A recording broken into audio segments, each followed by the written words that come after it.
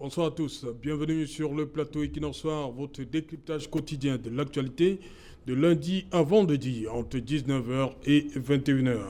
D'après l'article 25 de la Constitution de la République du Cameroun, l'initiative des lois appartient concurremment au président de la République et aux membres du Parlement. La loi fondamentale, en son article 26, encadre les éléments qui relèvent du domaine de la loi. Les projets comme les propositions de loi sont déposés à la fois sur le bureau de l'Assemblée nationale et sur celui du Sénat. Ils sont, nous renseigne la loi fondamentale, examinés par la commission compétente avant leur discussion en séance plénière. De belles dispositions susceptibles de renforcer notre système parlementaire par une stabilité des rapports entre le pouvoir exécutif et le pouvoir législatif. Malheureusement, le constat qui est fait au début de cette 10e législature n'est pas différent de celui fait lors des précédentes, à savoir que l'initiative des lois appartient uniquement au président de la République. Les membres du Parlement, face à ce que leur confère la loi, ont littéralement démissionné. Autre situation déplorable, c'est cette quasi-absence d'amendement des projets de loi lors des discussions en séance plénière. Madame, Monsieur, tout à l'heure à 20h, c'est la grande édition d'information présentée par Cédric Noufelet. Tout de suite après, ce sera le début du journal et tout de suite, le fait du jour.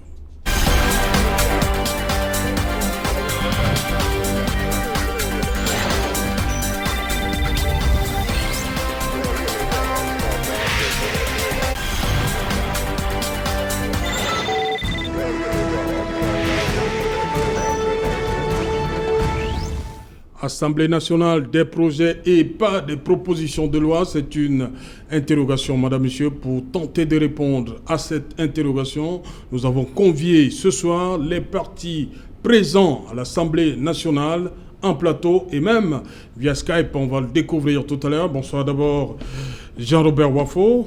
Bonsoir, bienvenue. Bonsoir Serge Alain. Bonsoir à tous les téléspectateurs de Equinox Soir. Voilà, Jean-Robert Wafo, Social Democratic Front, il faut le rappeler, le SDF pour cette 10e législature compte 5 députés. Tout à fait. Voilà, moins 13, contrairement à Tout 2013. à fait. Oui, nous avions 18 avant, nous sommes rentrés à 5 pour des raisons connues. Donc, il n'y a pas eu élection dans les deux régions du Nord-Ouest et du Sud-Ouest. Et également, à cause, n'est-ce pas, de ce code électoral qui est totalement inique. En ce sens que il ne garantit pas, n'est-ce pas, la sincérité des différents scrutins. Voilà. On va dire tout de suite bonsoir au président Cyril Sambaka. Bonsoir, président. Oui, bonsoir. Bonsoir à tous les panélistes et bonsoir à tous les téléspectateurs. Voilà, Cyril Sambaka, l'Union démocratique du Cameroun, 4 députés pour cette 10e législature, ce qui n'est pas différent du score que vous aviez obtenu en 2013. Oui,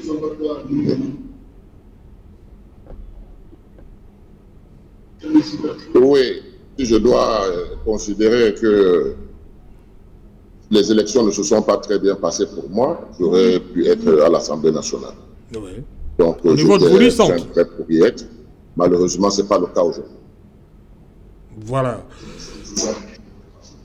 Voilà Cyril Sambaka qui est avec nous. Je crois il y a Didier Yimkwa aussi du FSNC, Front pour le Salut National du Cameroun, qui sera également présent. Je commence par vous, Jean-Robert Wafo. La loi dit que l'initiative des lois, la loi fondamentale dit que l'initiative des lois appartient concurremment et au président de la République et aux membres du Parlement. Et comme je l'ai dit, depuis un certain temps, ça ne vient que d'un seul côté, du côté de l'exécutif. C'est quoi le problème véritable? Cette loi existe effectivement dans notre loi fondamentale, cette disposition que vous avez lue, à savoir que l'initiative des lois appartient concurremment au président de la République et aux députés. Au président de la République via le gouvernement à travers les projets de loi et les députés à travers des propositions de loi. Je tiens d'abord à préciser ici que le SDF a fait des propositions de loi. J'ai dit des propositions, et je peux les citer au cours des mandatures précédentes. Oui. Nous avons déposé sur la table une proposition de loi modifiant et complétant le code de la nationalité. Il était question, n'est-ce pas, de lever le verrou de l'interdiction de la double nationalité. Oui. Nous avons fait une proposition de loi modifiant et complétant le code du travail. Il était question qu'on relève le SMIC à 60 000 francs CFA. Nous avons fait une proposition de loi modifiant et complétant la loi de 2004 d'orientation de la décentralisation. Nous avons également fait une proposition de loi d'Adicel modifiant et complétant les règles fixant la loi fixant les règles applicables aux communes. Nous avons fait plusieurs propositions. Nous sommes allés même un peu plus loin. Nous avons également déposé, n'est-ce pas, une demande de constitution d'une commission d'enquête parlementaire, notamment pour les avions MA60, les avions chinois, où je rappelle en passant où on avait fait l'acquisition d'un avion pour 2 cadeaux, pour dire comme au quartier. Et nous avons, il me souvient, n'est-ce pas, et les Camerounais de bonne foi savent tout au moins que la première phase de l'opération Épervier avait été déclenchée grâce à la mise sur pied d'une commission d'enquête qui avait été le Moutipouguet. C'est les députés du USF. Donc, malheureusement, toutes ces propositions de loi sont bloquées. Sont bloquées le plus souvent même à la conférence des présidents, au niveau de la conférence des présidents. Il faut que ce soit clair. C'est-à-dire que ce n'est pas inscrit à l'ordre du jour. C'est-à-dire, puisque quand vous déposez au secrétaire général de l'Assemblée nationale, qui transmet à la conférence des présidents, il siège dans cette conférence le président de l'Assemblée nationale, tous les vice-présidents, bref, les membres du bureau et les présidents de groupes parlementaires. Donc, nous avons déposé et chaque fois, nous attendons, rien n'arrive en plénière, en violation, je dis bien en violation flagrante, de l'article 27 alinéa 3 du règlement intérieur de l'Assemblée qui stipule que lorsqu'une proposition de loi est déposée au cours d'une session extraordinaire, d'une session ordinaire, celle-ci est automatiquement examinée à la session suivant les 2 sessions. Donc, c'est-à-dire, lorsqu'une proposition de loi est déposée et qu'elle n'a pas pu être examinée au cours de 2 sessions ordinaires, elle est automatiquement, cette proposition de loi est automatiquement examinée à la session suivante. Je vais prendre un exemple. Quand je parlais, nous avons déposé une série de propositions de loi en mars 2014. Proposition de loi modifiant et complétant le code électoral, ça j'ai également oublié, il fallait bien que je mentionne. Proposition de loi modifiant et complétant le code de la nationalité, proposition de loi modifiant et complétant le code du travail, proposition de loi modifiant et complétant la loi d'orientation de la décentralisation, proposition de loi modifiant et complétant dans la loi fixant les règles applicables aux communes en mars 2004. Ça veut tout simplement dire, puisque ça a été déposé en 2004, en mars 2004, la première session c'est celle de mars 2004, la deuxième c'est celle de juin 2014, ça veut dire au plus tard, à la session de novembre, ou alors si on dit que la session de novembre est consacrée à l'examen de la loi des finances, au plus tard la session de mars 2015, on aurait dû donc apporter cette proposition de loi en plénière, l'inscrit automatiquement.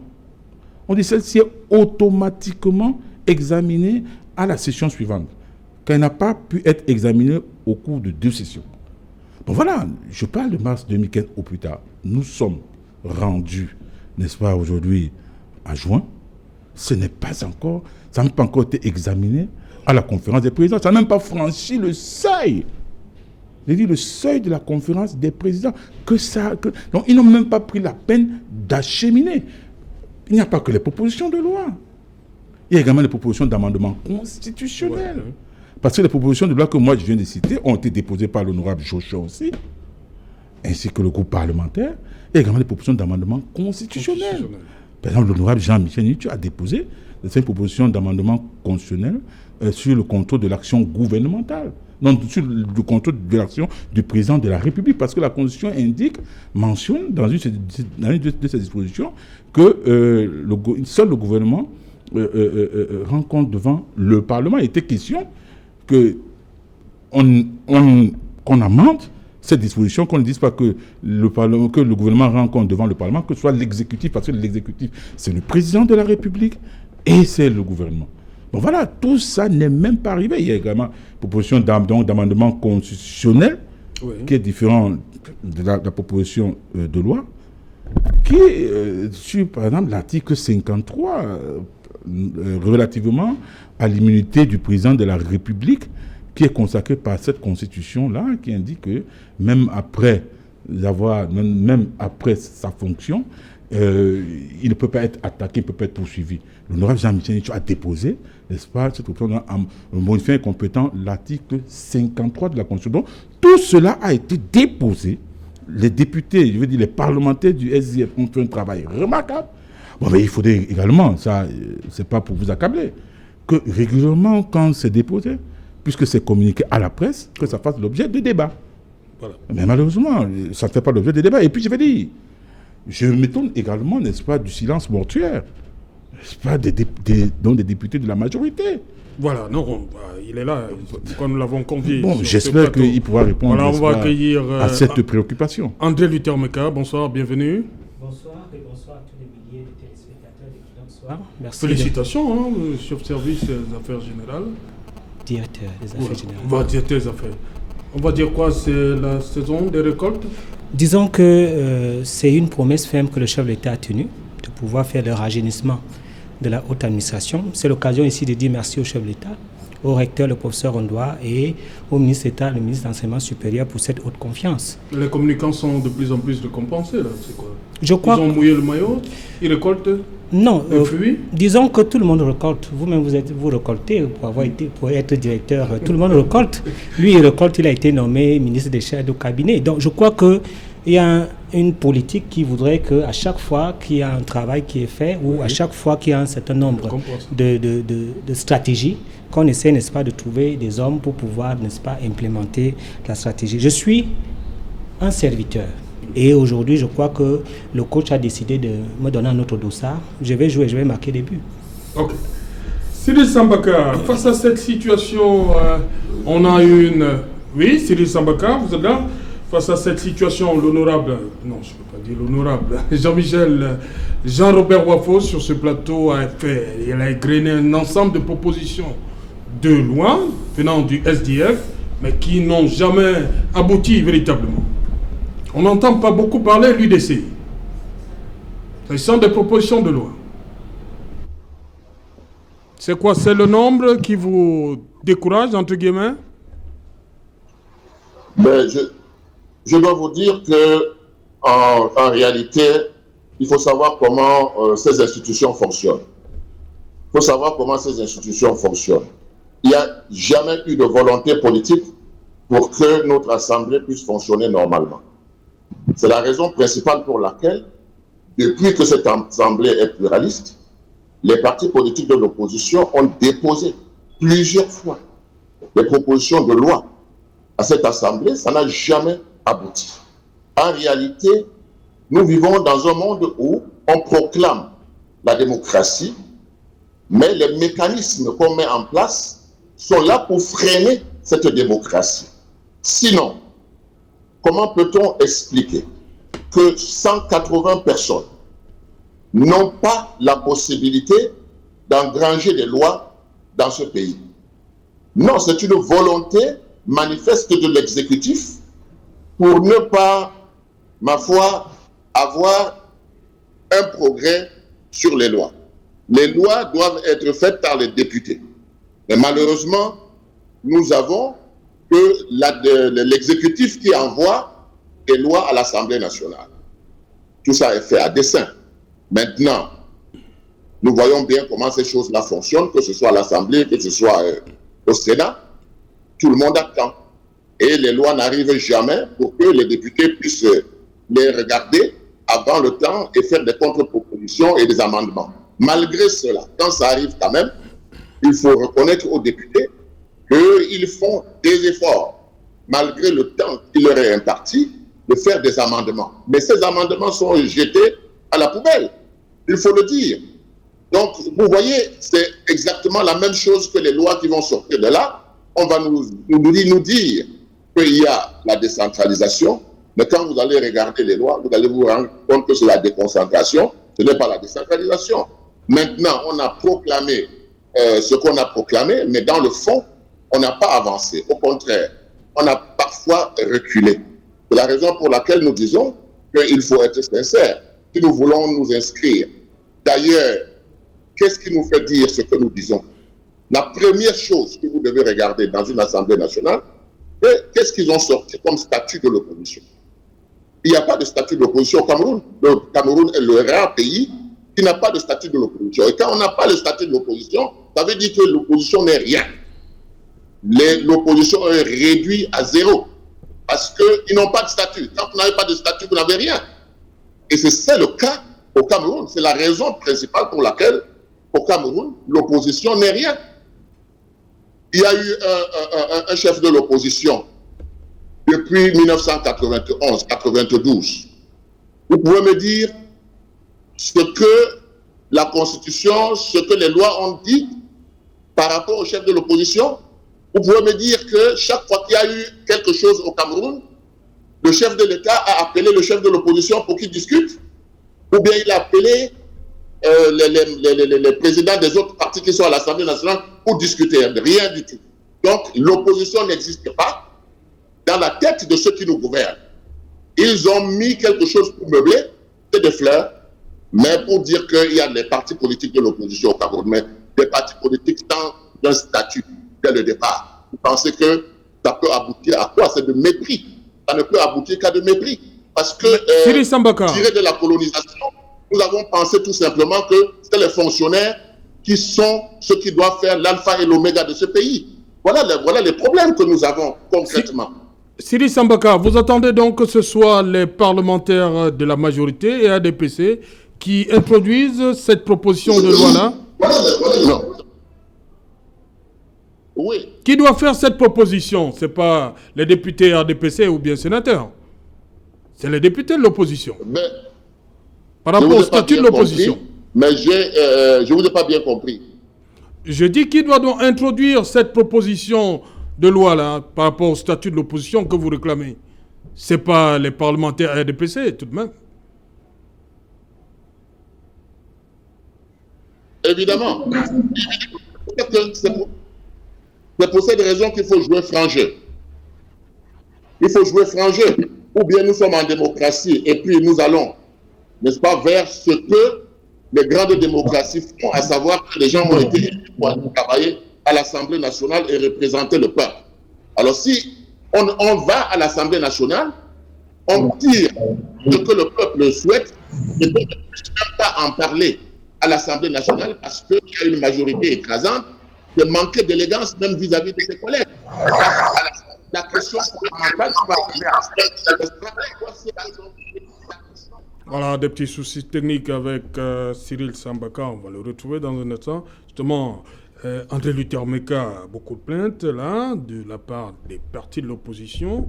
Ils disent qu'il n'y a pas une véritable volonté du pouvoir exécutif de faire passer leurs propositions. Moi, je vais vous poser une question. Est-ce que vous avez souvenance d'une proposition de loi introduite par un parlementaire RDPC? Je vais vous retourner une autre question. Qui participe à la conception des lois au Cameroun?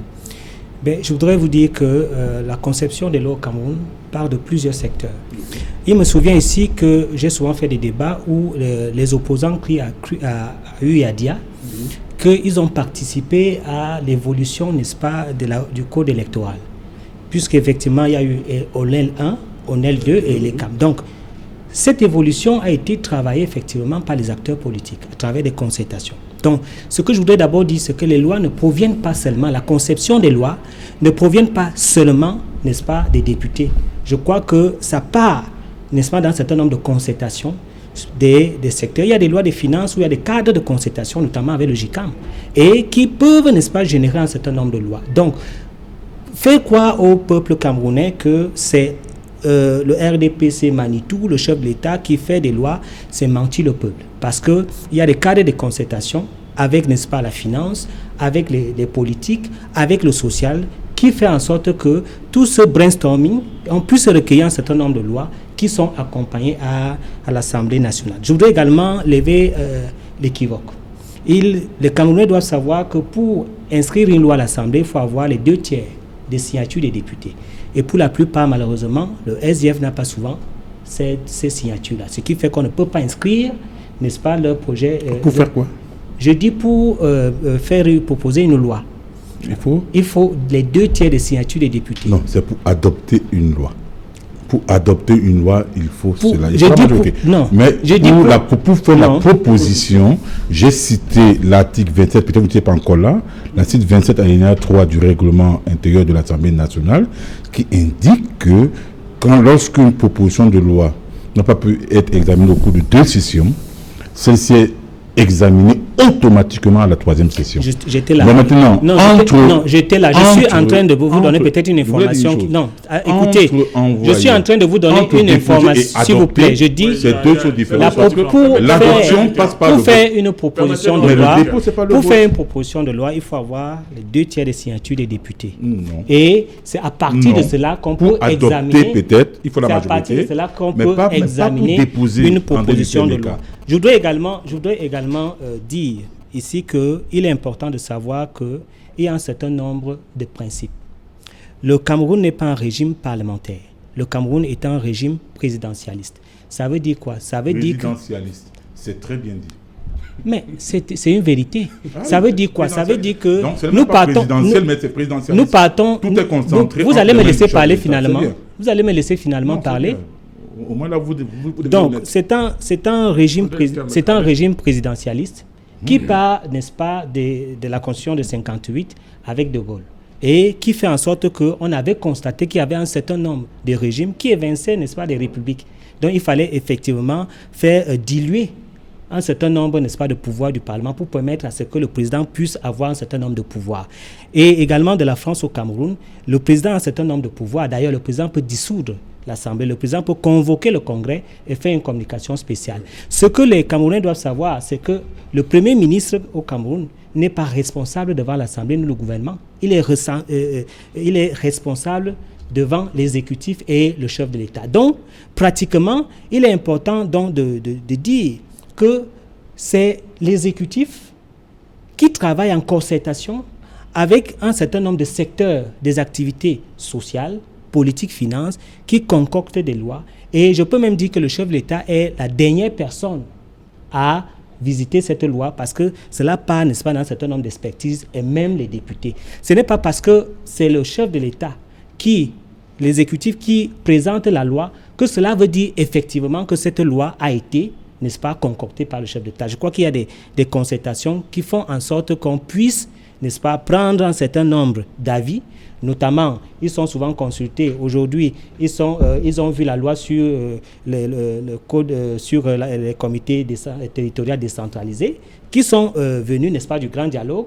Et cela a fait l'objet d'une loi. Ce n'est pas le chef de l'État qui a fait cette loi. C'était des propositions qui venaient, n'est-ce pas, de la majorité des Camerounais. Donc, il ne faut pas que M. Wafo vienne faire croire aux Camerounais qu'il n'y a pas de concertation. Il y a une sorte de unijambisme où le chef de l'État fait tout, l'exécutif fait tout. C'est ces cadres de concertation qui font en sorte que les lois puissent être produites. Jean-Robert Wafo dit justement que son parti, le SDF, a plusieurs fois fait des propositions qui ne sont jamais passées.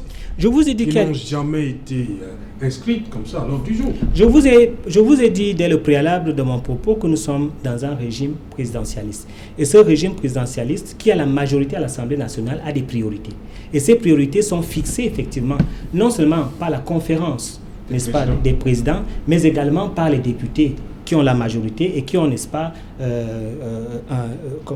un réseau parlementaire qui peut, n'est-ce pas, travailler sur les priorités des lois et faire en sorte que ces priorités des lois, notamment, seront la stratégie, seront leur réalisation, selon leur projet, de pouvoir inscrire ça à l'ordre du jour. Mais il est important qu'ils sachent que c'est la procédure que je dis, où il faut avoir le quota pour que la loi soit adoptée. Il est important également qu'ils prennent ça en considération. Jean-Robert. Oui, d'abord, je sais gré à M. Meka quand il dit que nous sommes dans un régime présidentialiste. Parce que, généralement, les communicants du RDPC, parfois, veulent défendre l'indéfendable. Quand on le dit, mais heureusement que lui, aujourd'hui, il le dit. Ce n'est pas un régime présidentiel, c'est un régime présidentialiste. Bravo, M. Meka. La deuxième chose, mais si le présidentialiste veut dire ce que ça veut dire, tout est concentré, le président de la République décide de tout. C'est quoi? C'est qu'il n'y a pas séparation de pouvoir. C'est ça le régime présidentialiste. Il n'y a pas de séparation. Le président de la République agit. Le régime présidentiel, il y a séparation de pouvoir. Mais oui, présidentialiste veut dire le président agit sur tout. Sur le législatif, sur le judiciaire. C'est ça le régime présidentialiste. Il n'agit pas sur le judiciaire. C'est ça le régime présidentialiste. Mais vous avez dit présidentialiste. Peut-être que vous avez peut-être voulu dire présidentiel. Présidentialiste. Mais comme, au moins pour une fois. C'est vous qui êtes dans la terminologie. Je dis au moins. Particulièrement non, je dis au moins. Le président, c'est un homme de pouvoir. Vous avez parlé, le président, c'est un homme de pouvoir. Je vous donne mon temps de parole. J'ai dit, vous avez dit présidentialiste. Donc, ça veut dire ce que ça veut dire. Parce que les régimes, il y a les régimes parlementaires, il y a les régimes parlementaires, les régimes présidentiels. Mais quand il y a le régime monarchique, présidentialiste, c'est proche de la monarchie. Ça, il n'y a rien à faire. Ça, c'est pas la monarchie. Je n'ai pas dit c'est la monarchie, je dis c'est proche de la monarchie. En quoi c'est proche de la monarchie? Parce qu'on décide de tout. Le président décide de tout. Il est l'alpha et l'oméga. Il agit sur tout. Le président ne décide pas de tout. Il a un certain nombre de pouvoirs qui le donne. Justement parce que ce régime est présidentialiste, comme vous l'avez dit, vous vous êtes trompé, n'est-ce pas, sur une disposition constitutionnelle. Le gouvernement est responsable devant le Parlement, pas devant le président de la République. C'est inscrit dans la Constitution. C'est la raison pour laquelle le Premier ministre, chef du gouvernement, vient chaque fois qu'il y a, par exemple, quand on va adopter, par exemple, un budget, il vient présenter le programme économique, social et politique du gouvernement. C'est la raison pour laquelle il sacrifie à cet exercice, à ce rituel républicain. Le Premier ministre aussi. Non, je dis, c'est le Premier ministre qui le fait. Le Premier ministre n'est pas responsable devant le gouvernement. C'est vous qui vous trompez. Vous avez dit le Premier ministre est responsable devant le... Donc, qui est le chef du gouvernement? Le Premier ministre. Voilà, on dit le gouvernement est responsable devant le Parlement. Non, ça veut dire qu'il doit venir... En France, le Premier ministre est responsable devant le Parlement. Au Cameroun, le Premier ministre n'est pas responsable devant le Parlement. Dans les faits, mais pourtant dans la Constitution, le gouvernement est responsable devant le Parlement. Dans quelle Constitution? Et c'est de la République du Cameroun. Je suis pas sûr. Si, M. Meka. Si, M. Meka. Mais regardez le chapitre qui est consacré au gouvernement. C'est le cas. C'est vrai que vous êtes véridique. Vous êtes véridique. Parce que dans les faits, c'est quoi? C'est que le Premier ministre au Cameroun n'est pas responsable devant le Parlement. Il est plutôt responsable devant le président de la République qu'il a nommé. Est-ce que le Parlement peut destituer un Premier ministre? Autre chose. Je te pose une question. Est-ce que le Parlement peut destituer un Premier ministre? Et puis, ne coupez pas. Oui, et puis, autre chose. Mais le Parlement peut rejeter une proposition de budget. Oui. Oui, le Parlement peut indéfiniment. Le Parlement peut rejeter. Je dis le Parlement peut rejeter qui présente le budget de la nation. C'est le Premier ministre, chef du gouvernement. Et il présente devant le Parlement, devant l'Assemblée nationale. Il peut venir, il présente et les parlementaires repoussent.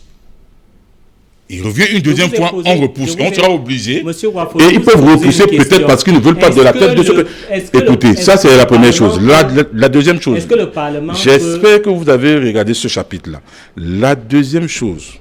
Je vais dire, M. Meka, dans les faits, je vais vous dire pourquoi les parlementaires de la majorité, donc obèses du RDPC ne refusent de faire des propositions de loi. Tout simplement, laissez-moi finir. Ils n'ont jamais fait de proposition de loi. Je vous ai demandé, est-ce que vous avez... Ils n'ont jamais fait de proposition de loi. Les propositions de loi émanent des députés. Les projets de loi... Non, je vous en prie. Je vous en prie. Même le groupe n'a jamais fait. Qu'est-ce que vous en savez? Je dis même le groupe parlementaire du RDPC ne l'a jamais fait. Mais il y a un groupe parlementaire, il y a un ministre chargé des relations avec les assemblées. Une proposition de loi se dépose, M. Meka. Mais c'est pas possible. Mais une proposition de loi se dépose, mais elle peut être travaillée en comité avec des députés. Qui dépose la proposition de loi? Quelle est la différence entre une proposition de loi et un projet de loi? Le projet de loi émane du gouvernement. Les propositions de loi émanent des... Je suis en train de vous dire que ce n'est pas parce que le gouvernement... présente les projets de loi que ça vient du gouvernement. Souffrez d'apprendre. C'est vous qui devez apprendre parce que vous faites des erreurs là depuis. Non, il est important que tu comprennes. Ce n'est pas parce que les projets de loi viennent du gouvernement que, effectivement, cela veut dire que c'est le gouvernement qui a écrit ces projets de loi. Qui a écrit le projet de loi? Il y a des experts. Je vous ai parlé tout à l'heure des les consultations par rapport au code électoral. Les consultations qu'il y a eu par rapport... Parmi ces experts, il y a les experts. Donc, parmi ces experts, il y a des députés qui sont donc consultés? Bien sûr, il y a des députés qui sont consultés. C'est très grave. Selon des alors là, c'est grave, monsieur Meka. Pourquoi? Monsieur Meka, vous ne pouvez pas à la fois être de l'exécutif et être du législatif. C'est pas possible. Mais c'est anticonstitutionnel, monsieur Meka. Le député, quel est le rôle du député? Le député légifère et contrôle l'argent gouvernemental. La proposition de loi sur les collectivités décentralisées vient d'où? Écoutez, vous ne pouvez pas. Je vous pose une question. La loi sur les collectivités décentralisées vient d'où? Il y a des lois qui viennent du grand dialogue. Et c'est révélateur de la mentalité. Et c'est révélateur de la mentalité qui gouverne. Pourquoi les lois sont venues du grand dialogue? Je dis ceci. Il y a la Constitution consacre, même si ce n'est pas dans les faits, la séparation des pouvoirs. Il y a l'exécutif. Il y a le législatif et il y a le judiciaire. L'exécutif, c'est le président de la République. La deuxième autorité hiérarchiquement établie après le président de la République au sein de l'exécutif, c'est le chef du gouvernement. Il est chef d'un gouvernement, c'est-à-dire le gouvernement existe. Ce qui, maintenant, la Constitution consacre, n'est-ce pas, un autre pouvoir, le pouvoir législatif qui est exercé par les députés. C'est la raison pour laquelle, de par la Constitution, dont le député légifère et contrôle l'action gouvernementale. Quand vous me dites, c'est un scandale. Quand vous me dites, monsieur Meka, que les députés sont consultés. Sur quel droit vous réunissez, vous les politiciens, pour dire que vous voulez améliorer le code électoral? Vous êtes député. Quand on me dit, je vous pose une question. Sur quel droit vous réunissez pour dire que vous voulez améliorer le code électoral? Vous êtes député. Et je comprends. Ça veut dire que vous voulez faire des propositions. Et je comprends malheureusement, monsieur Meka, pourquoi le groupe parlementaire du RDPC vous ne comprenez, peut-être que vous ne comprenez pas ce que je vais dire. Je vais bien m'expliquer. Pas seulement pour ça, peut-être parce que, manifestement parce qu'ils confondent leur rôle, dans le rôle qui leur est dévolu par la Constitution, mais également pour une chose, parce que cette majorité est mal acquise. Voyez-vous, j'ai parfois demandé à certains hauts fonctionnaires de ce pays, mais qu'est-ce qui se passe pour que vous proposiez, que vous fassiez des projets de loi qui sont carrément déconnectés, n'est-ce pas, des réalités ou alors des vœux, des souhaits des populations. Ils disent que, mais écoutez, que les députés donc bloquent ça là-bas. Et quand je leur fais comprendre, mais attendez, mais ce sont vos députés. Vous savez ce qu'ils disent? Ces hauts fonctionnaires, ils n'ont pas de choix. Ils ne peuvent pas bloquer, qu'ils tentent de bloquer. D'ailleurs, nous leur rappelons toujours qu'ils sont députés de nom. Parce que si on n'avait pas mis l'administration derrière eux pour les accompagner au cours des élections, ils ne seraient jamais députés. Ils savent très bien qu'ils sont illégitimes sur le terrain. Que parce que c'est nous qui les aidons, alors quand nous faisons des projets de loi, ils doivent seulement avaler. Voilà la réalité de ce pays. Maintenant, je vais vous dire, monsieur Meka, il arrive même, par exemple, quand le budget est examiné à la commission des finances, quand un budget est donc examiné, les membres du gouvernement passent devant la commission des finances. Il y a un président et un vice-président, il y a des membres. Il y a un rapporteur de la commission des finances. Quand il fait son rapport général, avec des modifications qui ont été arrêtées de commun accord à la commission des finances, quand il vient lire ce rapport en salle, le rapporteur vient en salle, il est question que ce budget soit rectifié. Il lit, il rectifie, il remet le rapport général au président de l'Assemblée nationale qui transmet, n'est-ce pas, à la présidence. Donc la présidence, généralement, à 99% de cas, ne bouge pas un iota du projet de budget. Ouais. C'est-à-dire, ils ne tiennent pas compte de ce que les députés de la commission des finances ont concocté ou alors ont fait comme rapport et qui est venu, et parce que quand ils font ce rapport, ils viennent présenter ça en plénière, c'est-à-dire tous les députés adoptent. Donc, ils s'en foutent éperdument des députés, y compris surtout ceux de la majorité. Et c'est extrêmement grave. C'est la raison pour laquelle, je dis, la démocratie, c'est une très bonne chose.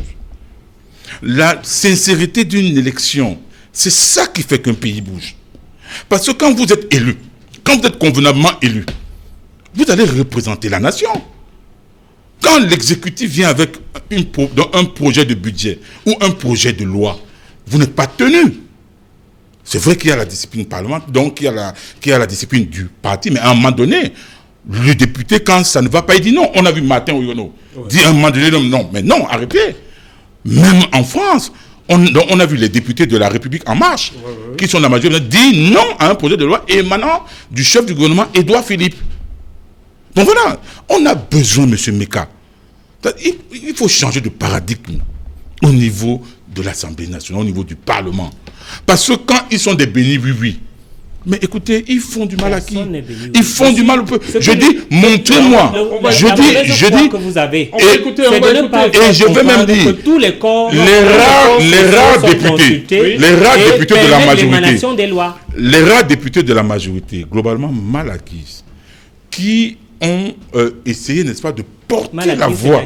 Mais non, mais écoutez, on sait bien comment vous procédez sur le terrain. C'est la fraude, c'est la tricherie et tout. Donc, je voulais dire ceci, M. Serge Alain-Otto. Les rares députés de la majorité parlementaire qui essayent à un moment donné de se lever pour dire on ne peut pas accepter ça. Je parle de Martin Oyono, je parle de l'honorable Gaston Komba. Vous savez le sort qui leur a été réservé. Ils n'ont pas été investis. Le secrétaire mais général, c'est après qu'on le met secrétaire général. Parce qu'il faut utiliser, n'est-ce pas, cette compétence. Il ne l'est pas. Parce qu'il faut utiliser cette compétence. Oui. C'est de ça qu'il est question. Parce que, voyez-vous, il me souvient, je crois qu'il y avait un projet de loi qui était arrivé. Martin Oyono, je crois que ça portait sur une disposition là. Martin Oyono s'est levé pour dire que ça ne peut pas passer. On l'a rabroué. Il a fallu que le président de la République vienne lui donner raison. Et on a réacheminé cela. Non, ça ne fonctionne pas comme ça. Un député, c'est un député de la nation. Il doit défendre. L'ordre du jour est arrêté par qui? Il doit être adopté. Pourquoi ils ne peuvent pas... On ne leur demande pas d'être des rebelles vis-à-vis du parti au pouvoir. Mais on leur demande de prendre leurs responsabilités. Voilà, je vous en prie. On a un autre invité qui attend, lui, c'est Cyril Sambaka. Qu'est-ce qui peut donc expliquer cette apathie de nos parlementaires face à certains projets de loi? Pourquoi ils ne réagissent pas souvent?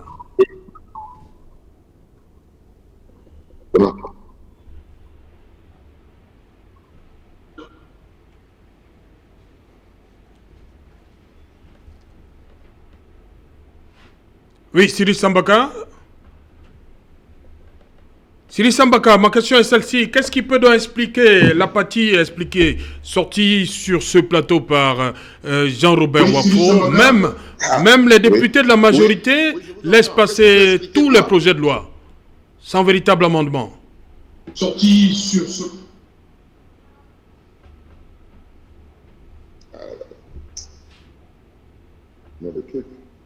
Oui, André Luther Meka, sur cette situation, je reviens à ma question. Vous dites que ils sont consultés, les députés. Non. L'article 25 est clair. L'initiative des lois appartient concurremment au président de la République et aux membres du Parlement. Il y a des projets de loi et des propositions de loi. Est-ce que vous avez souvenance d'une proposition de loi déposée par un parlementaire RDPC? Bon, j'ai expliqué un peu le mécanisme, mais j'ai l'impression qu'il a refusé de comprendre le mécanisme. Je suis en train de dire que les projets de loi qui sont acheminés à la présidente de la République sont la résultante d'un certain nombre de concertations sur les corps sociaux. La concertation avec la finance, la concertation avec les secteurs d'entreprise des PME, la concertation avec les collectivités décentralisées, la concertation même avec les entreprises audiovisuelles. Parce que la loi sur la communication sociale en 1990 a été effectivement une sorte de concertation avec les acteurs, n'est-ce pas, de la presse. Donc, il ne faudrait pas que M. Wafo vienne faire croire que c'est un super Manitou, Alpha Oméga, qui s'assied à la présidence et qui écrit toutes les lois. Non, cela participe, n'est-ce pas, des concertations. Et dans ces concertations, il est important qu'un certain nombre de députés qui ont des compétences, ils sont utilisés, n'est-ce pas, pour pouvoir permettre à ce que les lois soient bien faites. Et il y a même des relectures et des relectures et des gens qui sont consultés. Ce qui me dérange un peu, c'est de faire croire que il y a pas séparation des pouvoirs. Il y a séparation des pouvoirs, mais ce qui est important, qu'il faut retenir, c'est la concertation. Parce que je lui ai posé la question. Qui sont ceux qui se concertent? Je lui ai posé la question. Ils viennent sur les plateaux, disent, nous avons beaucoup travaillé pour ONEL 1. Nous avons beaucoup travaillé, nous sommes passés au ONEL. Aujourd'hui, il y a nous n'avons pas travaillé pour ONEL 1. Vous avez fait travail. des propositions, vous avez fait un projet de loi seul. Ça veut dire qu'ils ont fait vous êtes resté dans vos chambres, vous avez fait une proposition. Ils ont fait des propositions de loi. C'est des projets de loi. Vous n'avez pas consulté l'opposition. Comment vous êtes venu avec ce projet de loi. ONEL 1, ONEL 2, nous n'avons jamais été consultés du côté du SDF. Bien sûr. Et c'est tout à fait normal que le gouvernement consulte le JICAM. Le JICAM ne vote pas les lois. Ils font des propositions dans le cadre des finances. Mais vous ne pouvez pas dire que le gouvernement doit consulter les députés avant de faire un projet de loi. Je suis en train de vous expliquer que lorsque Monsieur Meka, vous avez dit une énormité ici. Quand vous avez dit que le chef du gouvernement est responsable devant le président de la République. Je signe et je lisez, monsieur l'article 11, alinéa 2. Je vous donne un principe. Lisez. Je vous donne. Lisez, monsieur. Je vous donne d'abord. Je vous donne un principe. L'article 11, alinéa 2 dit quoi? Le Parlement ne peut pas débarquer en Premier ministre. L'article 11, alinéa 2 dit quoi, monsieur? Le Parlement peut débarquer en Premier ministre. Lisez l'article 11, alinéa 2. Oui, on va donc lire. Oui, allez-y.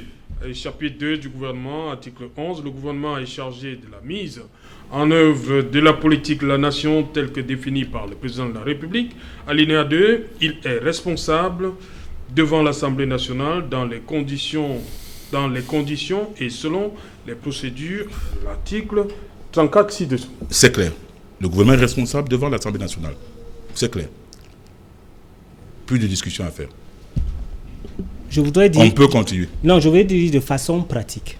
Je signe et je persiste. Le Premier ministre n'est pas responsable devant le gouvernement. Le Premier ministre est nommé par le président de la République. Et il rend compte au président de la République. Le gouvernement est responsable devant l'Assemblée nationale, oui ou non? Et également, le gouvernement répond du président de la République, pas du Parlement. Maintenant... Je parle de responsable. C'est ça qu'on parle. Je suis en train de vous... J'espère que vous me faites comprendre. Peut-être qu'il y a une modification de la Constitution en vue. Peut-être qu'il y a une modification de la Constitution. Je ne parle pas de la modification. Je suis en train de dire que le Premier ministre est responsable devant le président de la République et a le droit de rendre compte au président de la République. Le Parlement ne peut pas débarquer en Premier ministre. Ce qui est contraire en France où le Premier ministre peut être débarqué par le Parlement. Et je suis même de ceux qui pensent, qui estiment qu'il faut renforcer le pouvoir du Premier ministre. Le Premier ministre ne doit pas seulement disposer de l'administration, il doit également disposer de la force armée. Des forces armées, oui. C'est-à-dire? Ça se passe ailleurs. Or, ici au Cameroun, nous avons un ministre délégué à la présidence en charge de la défense. Il est délégué à la présidence. Il n'est pas tenu, n'est-ce pas, de rendre compte au Premier ministre. En France, je dis dans des pays, c'est clairement mentionné, le Premier ministre dispose de l'administration et de la force armée. Ce n'est pas le cas au Cameroun. Et c'est justement parce que tout est centralisé, tout est présidentialisé, comme vous l'avez dit. Merci, on va, parce qu'il est l'heure, il est déjà là. Cédric Nouffelé, bonsoir Cédric. Au menu ce soir. Bonsoir Serge Alain, bonsoir à vos invités. Ce soir, c'est une enquête intégrale sur l'affaire Takam. Vous savez, ce couple camerounais résidant aux États-Unis qui rêvait de concrétiser son rêve américain. Et dimanche dernier, tout a basculé dans un cauchemar avec l'ex-époux qui a tué son ex-compagne, ensuite qui s'est donné la mort. Depuis lors, le sujet embrasse la toile, ce drame familial suscite la controverse à travers le Cameroun et les communautés camerounaises installées à l'étranger. Que s'est-il réellement passé? Quel était l'état d'esprit de Christophe Takam, celui qui a assassiné la mère de ses 3 enfants avant de se suicider? Comment réagit la famille? Enquête intégrale à suivre dans le journal de 20h. Nous parlerons également dans cette édition de 20h, Serge Alain, des centres délocalisés de tests dans la ville de Douala, notamment dans le 1er arrondissement, vous verrez que des Camerounais se bousculent dans ces centres pour connaître le statut sérologique concernant la pandémie de coronavirus.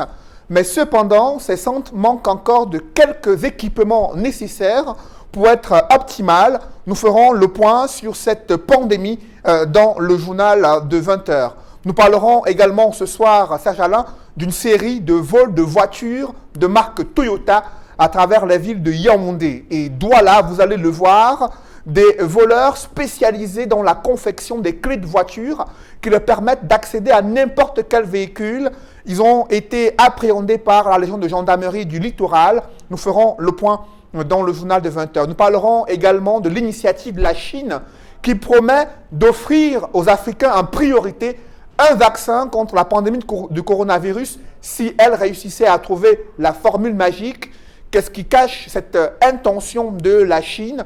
Nous en parlerons ce soir. Serge Alain. Voilà, Madame, Monsieur, c'est dans la fin de cette première partie Equinox Soir. On se retrouve après le 20h de Cédric Noufelé pour Equinox Soir, deuxième partie. Ce sera le temps du débrief, toujours en compagnie de nos invités en plateau et via Skype.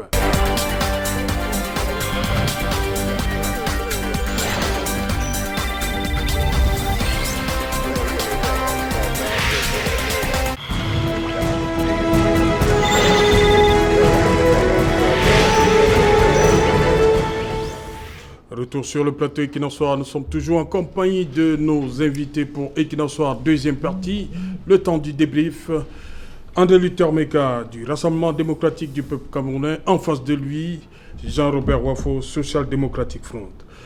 Jean-Robert Wafo, une autre sortie, on va dire comme ça, de Jean-Michel Nincher. Il est habitué, coutumier du fait. Cette fois-ci, il tape sur l'équilibre régional. Oui, mais tout à fait. Il s'appuie sur les nominations. Il y a quelques jours. Tout à fait. Le député Jean-Michel Nincher est dans son rôle. Parce que le rôle d'un député, comme je le disais en première partie de l'émission, c'est de légiférer et de contrôler l'action gouvernementale. Parce que voyez-vous, le Conseil supérieur de la magistrature donne son avis, par exemple, sur les projets de loi, et même sur la Constitution, et même sur les propositions de loi qui sont adoptées, éventuellement. Le Conseil supérieur de la magistrature... également donne son avis sur, par exemple, le statut des magistrats. Donc, c'est un organe qui est rattaché à l'exécutif. Alors, en tant que député de la nation, il est tout à fait normal que l'honorable Jean-Michel Nincher, n'est-ce pas, scrute les différentes actions ou les différents actes qui sont posés par l'exécutif. Et si l'on s'en tient, n'est-ce pas, à sa déclaration qu'il a rendue, moi je trouve qu'il a tout à fait raison. Je dis tout à fait raison. Parce que voyez-vous, Serge, à retour, le mode de désignation ou alors de mobilité de l'élite gouvernante repose généralement sur deux leviers. Ça, c'est ce qu'on nous rabâche régulièrement. En fait, ça repose sur les macro-équilibres régionaux et les micro-dosages ethniques. Et le mot générique, c'est l'équilibre régional. Et c'est cet équilibre régional, qu'on soit d'accord ou pas, même s'il faut l'améliorer, qui a sous-tendu aujourd'hui, n'est-ce pas, notre tissu social. Alors, il se trouve tout simplement, puisqu'il a cité, n'est-ce pas, les 7 membres titulaires, les 7 membres suppléants qui ont été désignés au Conseil supérieur de la magistrature, il se trouve tout simplement qu'il a constaté qu'il n'y a aucun ressortissant de l'Ouest. Et pendant ce temps, il y a, n'est-ce pas, d'autres régions qui n'ont pas moins de 2 membres. Et pour dire vrai, il y a même, en fait, il y a un département. Dans cette région citée, je vais parler donc du littoral, il y a un département qui a 2 membres. Il y a toute une région qui n'a pas de membres. Et je vais même ajouter. Un département, vous dites qu'il y a 2 membres? Ah mais oui, mais bien sûr, le Vouri, mais allez consulter. Ah, 2 membres.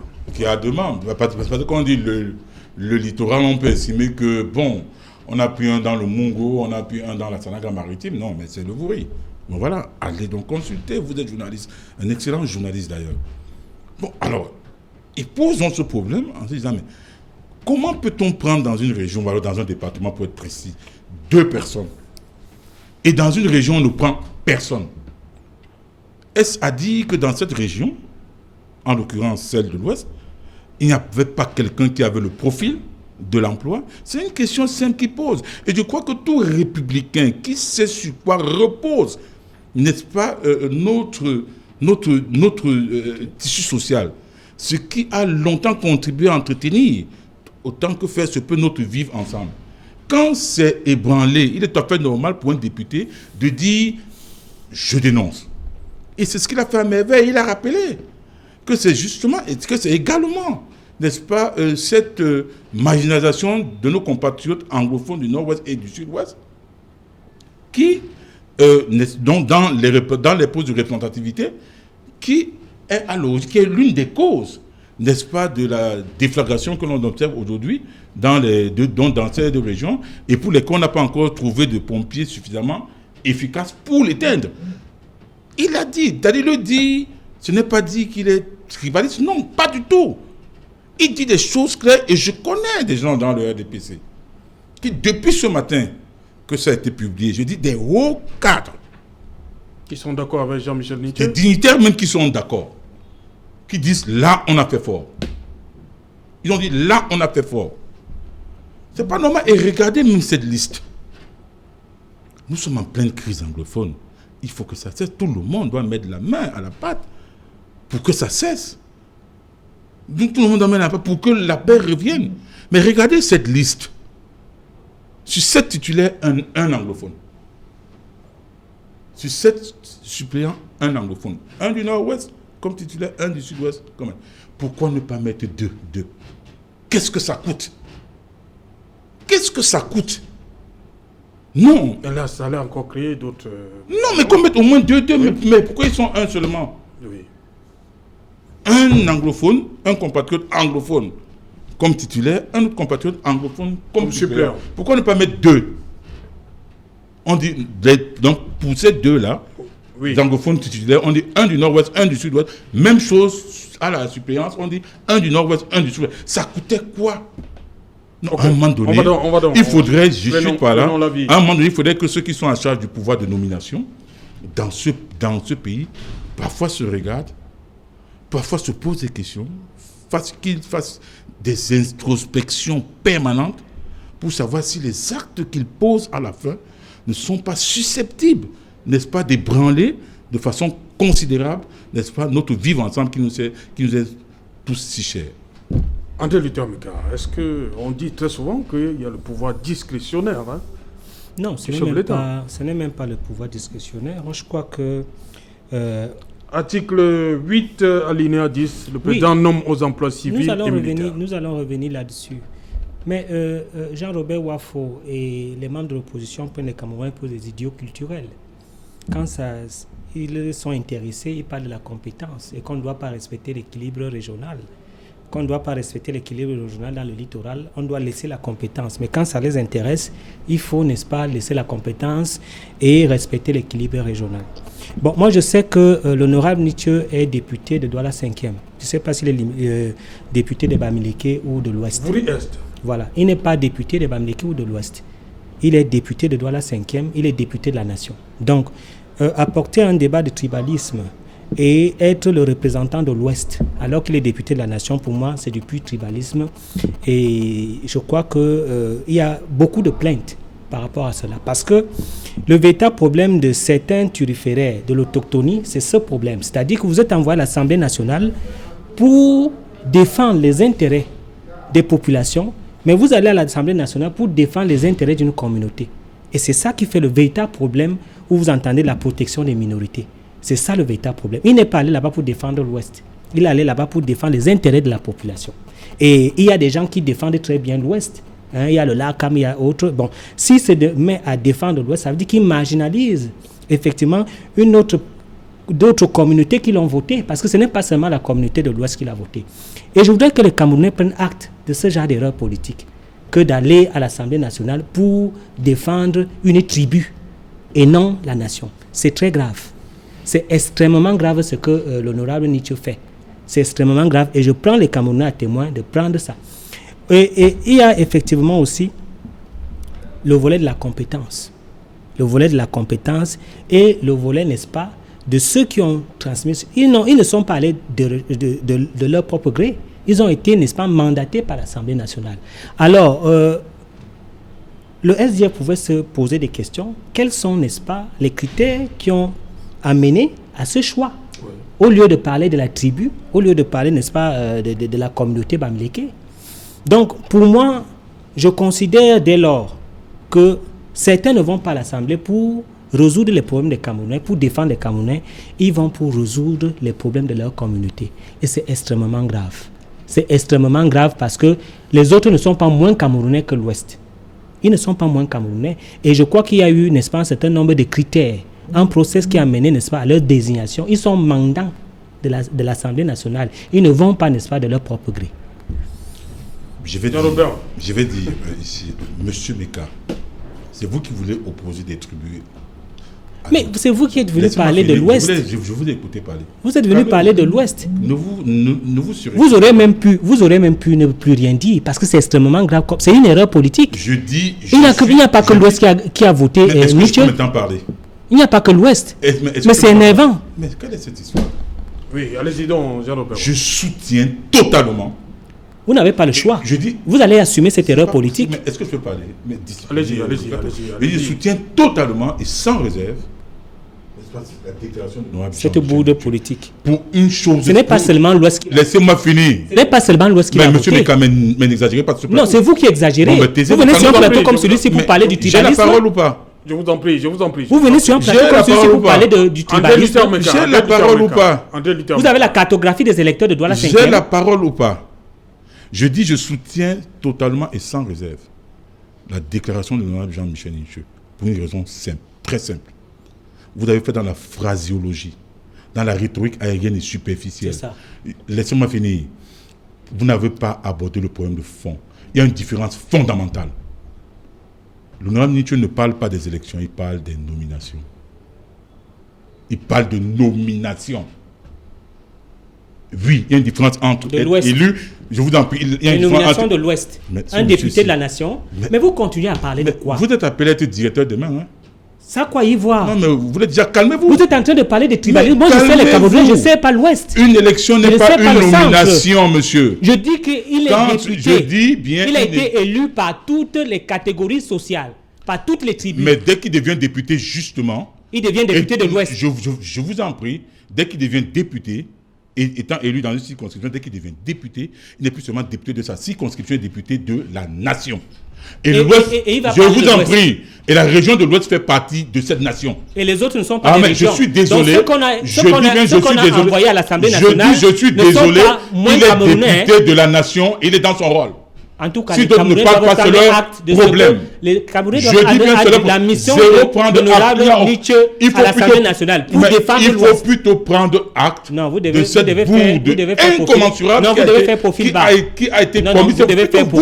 C'est un député de la nation. Mais vous voulez justifier l'injustifiable et défendre l'indéfendable. Mais taisez-vous, monsieur Meka. Lorsqu'un député va défendre... L'Ouest ne fait pas partie de ce pays. L'Ouest ne fait pas partie de ce pays. Mais d'autres sont là. D'autres font partie de ses membres. Mais ils pouvaient d'abord d'autres sont là. Ils pouvaient d'abord cela. Il y a même un département qui est doublement représenté. C'est absurde. Il n'est pas là-bas. Je ne l'ai pas. Il n'est pas là. Mais monsieur Meka, taisez-vous, monsieur. C'est vous qui devez vous taire. Mais taisez-vous. C'est vous qui devez vous taire. Le dans son rôle, monsieur. Il est dans son rôle. Il est député de la nation. Et c'est tout à fait normal. Vous voulez parler du tribalisme? Je vais arrêter l'émission. Je vous en prie. Vous trouvez normal? Vous voulez légitimer ça? Jean-Robert Wafo, on va arrêter. On va arrêter. Vous trouvez normal? On va passer à la deuxième thématique. Vous trouvez normal? Je dis que c'est une erreur politique. Non, on va passer à la deuxième thématique. Vous êtes qui pour juger de l'honorable? Non, je vous en prie. Je suis un citoyen camerounais. Ah bon? Je vous en prie, on arrête là. On arrête là. Vous êtes seul.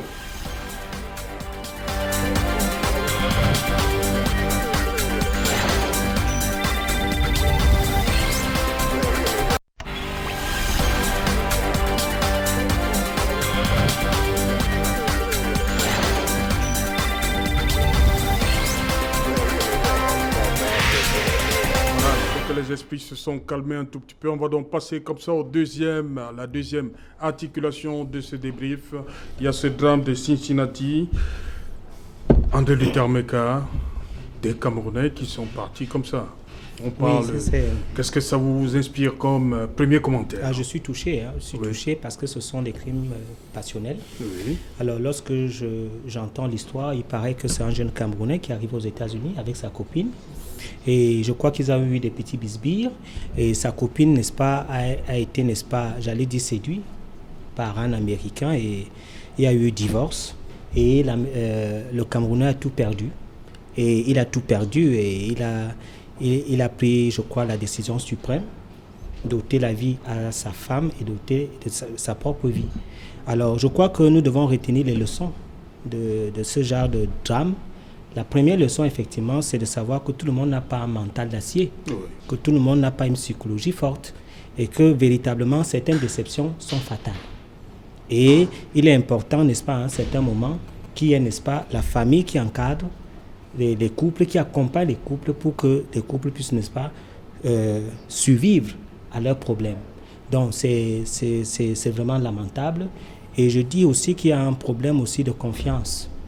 Parce que quand je comprends cette histoire, vraiment, monsieur, il s'agit de lui, Feu Takam a beaucoup aimé cette femme.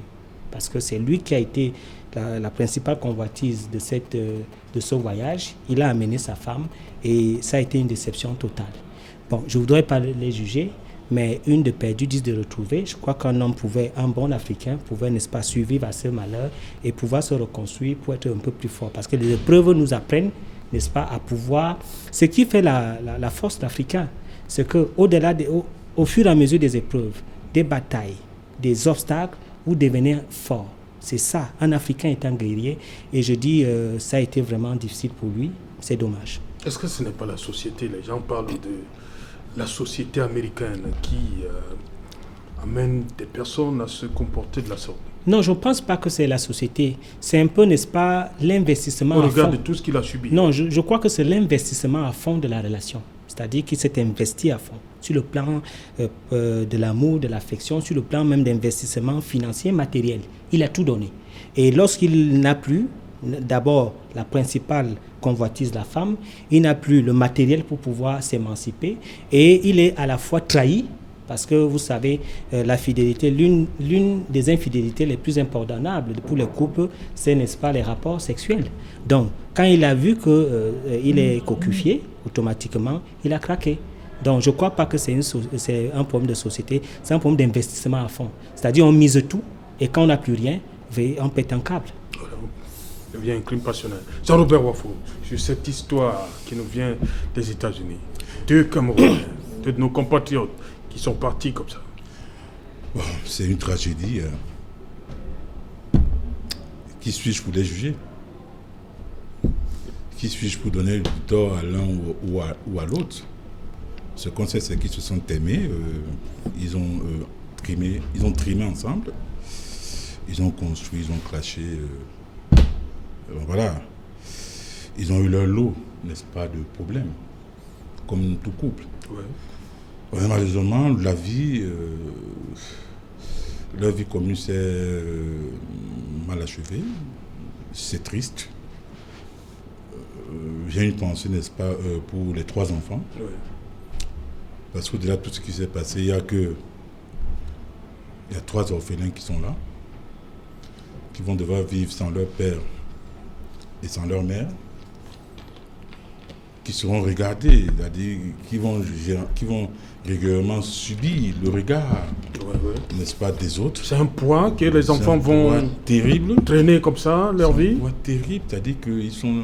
Ça peut impacter sur leur devenir, leur avenir. Bon, heureusement que là-bas, quand il y a des drames pareils, il y a un suivi. Il y a un suivi psychologique. Bon, voilà, donc vraiment, j'ai une pensée, n'est-ce pas, pour ces enfants. J'ai également une pensée pour... Est-ce que ça suffit pour les deux familles là, au regard de la manière avec laquelle les deux parents partent pour les enfants? Mais ça suffit, ce suivi? Non, mais écoutez... Oui, mais... On peut oublier ça? Les enfants peuvent oublier? Il n'y a pas que le suivi donc psychologique. Il y a également d'autres suivis. Je ne sais pas. Il y a l'église. Il y a des parents également, n'est-ce pas, les grands-parents de ces enfants qui ont un rôle